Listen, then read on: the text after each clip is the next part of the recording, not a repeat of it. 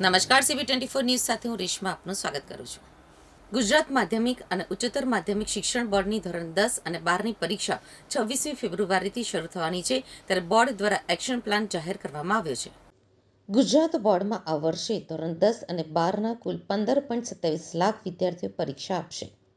આ વર્ષે પ્રથમ વખત દિવ્યાંગ વિદ્યાર્થીઓને 3 કલાકના પેપરમાં પ્રતિ કલાક 20 મિનિટનો સમય વધારે આપવામાં આવશે. રાજ્યમાં આ વર્ષે ગુજરાત બોર્ડના ધોરણ 10ના 9,07,175 વિદ્યાર્થીઓ, ધોરણ 12 સાયન્સના 1,19,263 વિદ્યાર્થીઓ અને સામાન્ય પ્રવાહના 5,01,286 એમ કુલ 15,27,724 વિદ્યાર્થીઓ પરીક્ષા આપશે. ધોરણ 10માં 1,006 સેન્ટર ઉપર પરીક્ષાનું આયોજન કરાયું છે. ધોરણ 10માં 3,243 બિલ્ડિંગમાં પરીક્ષા યોજાશે. આ વર્ષે 5,070 દિવ્યાંગ વિદ્યાર્થીઓ પરીક્ષા આપશે.